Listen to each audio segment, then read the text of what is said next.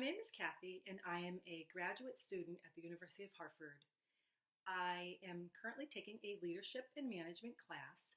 One of the assignments in this class is to record a 15-minute video to be viewed by undergraduates at the university. I have an undergraduate degree in accounting from CCSU. I have a state of Connecticut secondary mathematics teaching certificate, and I have a master's in special education from the University of St. Joseph. In this 15-minute video, I would like to do 4 things. First, I will describe my career development. Second, I will discuss a little bit about my thoughts on if I had known then what I know now. Third, I will talk about my personal leadership values and beliefs and what I think social responsibility means. And finally, I'll provide some recommendations to those that are getting ready to enter the field and into the business world. My first task will be to talk about my career development. I just celebrated my 30th year at Otis Elevator Company last month. Prior to that, I had a couple of other smaller jobs, one in a bank and one at a pension firm, but the majority of my career was spent right at Otis Elevator here in Connecticut. In the first 15 years of my career at Otis, I had 6 promotions, all promotions. They were all job changes, all promotions, and 4 of those were in leadership roles. Those leadership roles were accounts payable group leader, accounts payable assistant supervisor, accounts payable supervisor, and then eventually I was promoted into the supervisor of general accounting. The last promotion into the supervisor of general accounting occurred after I had earned my undergraduate degree, which I earned doing part-time while working full-time. The last 15 years of my career, I've had 4 role changes, but none of them into a titled leadership position per se, although a couple of them have had indirect leadership responsibilities. I've spent half of that last 15 years in the construction accounting department and the other half in a booking department where we book jobs for new equipment and modernization of elevators. My most recent job change occurred earlier this year where I have joined an ERP system implementation team as a subject matter expert in job costs. So right now, I'm working for the very first time on a project team, which is extremely different than any other role that I've had yet at Otis. It's interesting and has its own challenges. The next thing that I want to do is I want to talk a little bit about, the statement, if I had known now then what I know now. And honestly, I think the biggest thing I would have to say, and I really even hate looking at this question because I feel like when you make decisions, throughout your life, you make them based on where you are at that point in time. So to look back and have regrets about something, I think is a little bit, it's a little frustrating, and it sort of makes you feel guilty about not doing certain things. So I'll do my best to answer this question. I think if I had to come up with sort of a theme of, had I known then what I know now, I think I would have stayed more true to who I was as a person. Throughout my career, especially earlier on, I would sort of take on maybe not the most positive attributes of a leader that I was reporting to or that, I would be watching.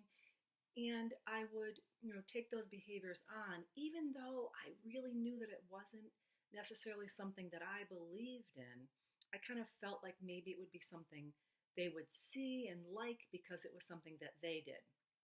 As an example, earlier on in my career, I had a manager who was extremely strict about, the arrival time and departure time of employees.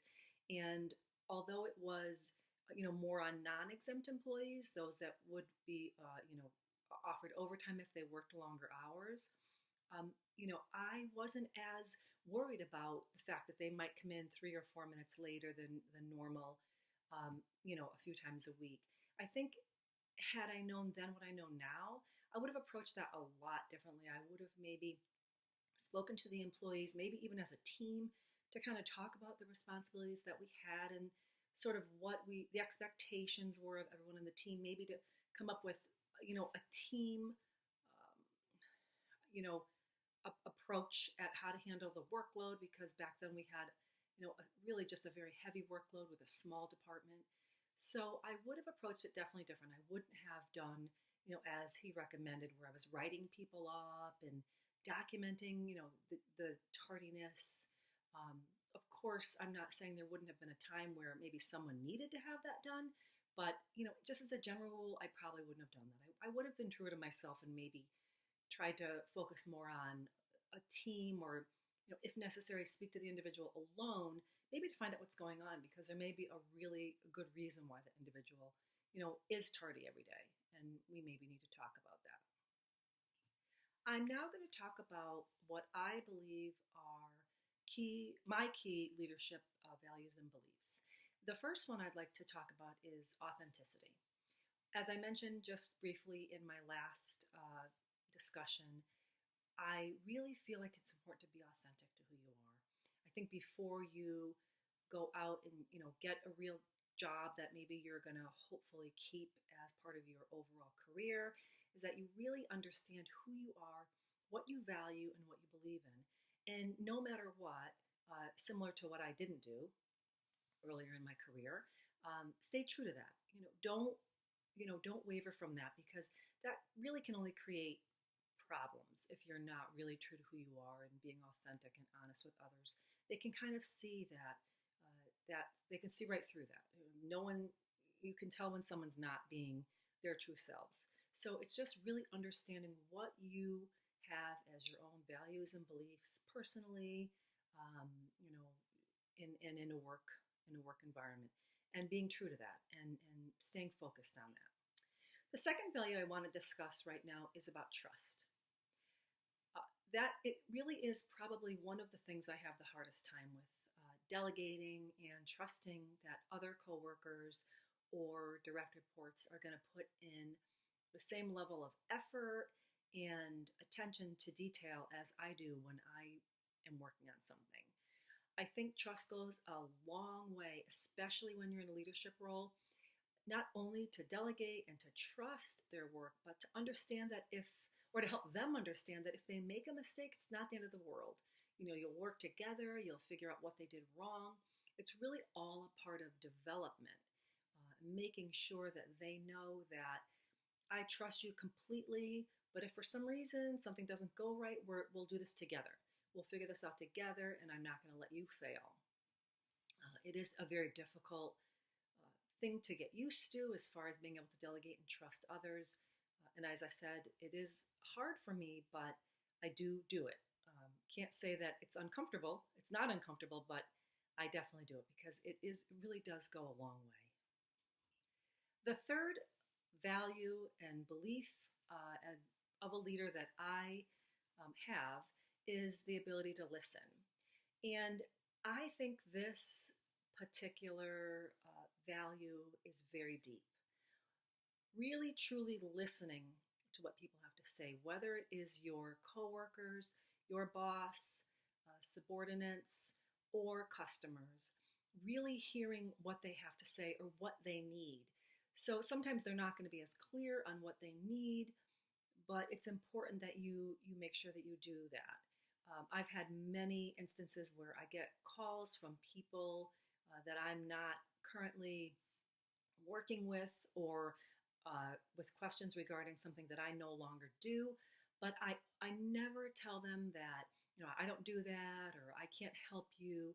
If I don't know an answer to something, or I'm not sure who to send them to, I will take down their name and number, or I'll get back to them in an email saying, let me get back to you. I'll see what I can find out for you.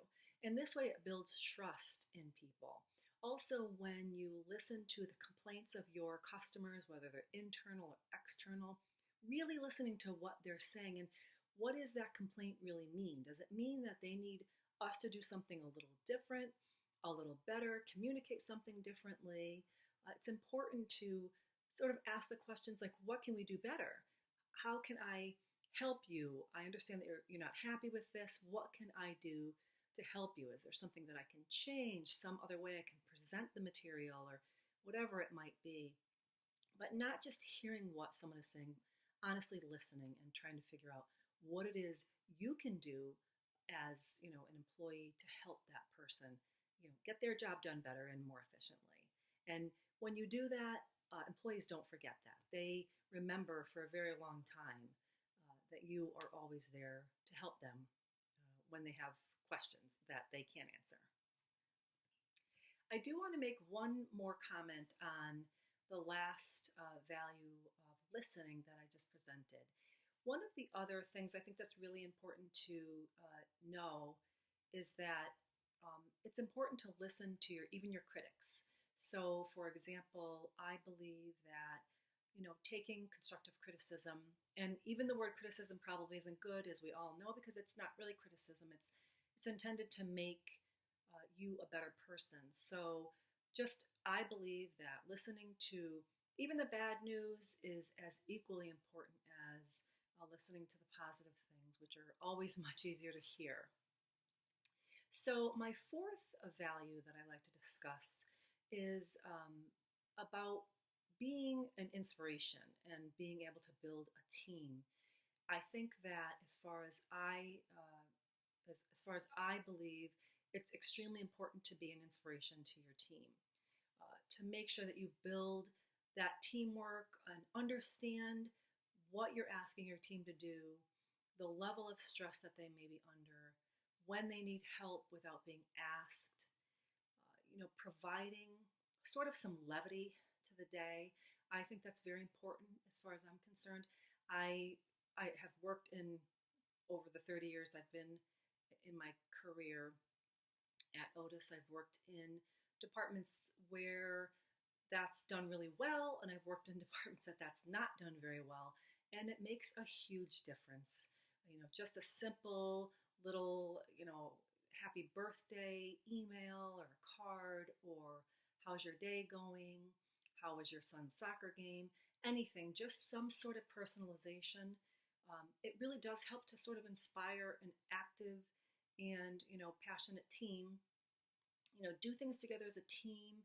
Not everyone's always going to get along, but, you can all sort of sometimes come together to at least put aside the differences from work and maybe do something really small, even if it's in the office, in a conference room, having lunch together, or just something to promote a level of teamwork and give people an opportunity to talk about things that aren't really work related. And sometimes it is awkward and more difficult to find ways to do that, but if you know your team and you know how they interact, I'm sure you'll find a way to do that. I'm now going to talk a little bit about what I think it means to be socially responsible. I think we all know what it means to be responsible, making sure that you make the right decisions and that you're always making sure that you're doing more good than harm. And when we talk about social responsibility, it means exactly the same thing. When you're doing transactions at work or you're doing something that might be questionable, always to be thinking about, does this feel right? Does this not feel right? We all have that inner part of us where we know something just doesn't feel right. Maybe you need to ask some more questions so that you feel better about it.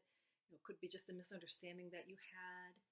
It's important, though, that whether you are in your work life, your school life, your personal life, that you're always kind of questioning your intentions and why you're doing something. There are always ways, if you're really uncomfortable about something, to go to someone else, maybe another manager or even an ombudsman in your organization, to say that something's uncomfortable. But I think it's really important to be socially responsible, making sure that the decisions you make, you can live with, you can leave at the end of the day and know that you didn't do anything unethical or morally wrong, or that you just didn't feel right about. And I think most people are like that. Of course, there are people that aren't. We read about it in the news all the time. But if you're well educated and you have the right level of morals, you will be making the right decision, and you'll know when something doesn't feel right. So the final thing I'd like to do is kind of give some advice to those of you that are looking to go into the career field and getting ready to graduate and move on. And to give you some advice, some choices as you think about decisions that you'll have to make, about jobs you're going to take, and the moves you want to make in order to advance your career. And the first thing I'd like to mention is Don't ever underestimate an opportunity. There's no job that you would ever take anywhere that would not have some kind of an impact on you. So you might think, oh, I'm too good for that job, or oh my gosh, that I'm not good enough for that job. And you should never underestimate an opportunity. It's important that you take every single job as a learning opportunity and you make sure that you get all that you can out of that job. There are going to be jobs that, even if you do take them, you may be overqualified for or underqualified for, but that's okay because then you have a better idea of, what you're qualified for or what you can accomplish. So never ever underestimate an opportunity. Always be looking for ways to do more, and even if you're in a job, go to your boss and say, I'd like to learn a little bit more if you have some time or capacity, and don't be afraid to ask for more opportunities and more knowledge. It's really important.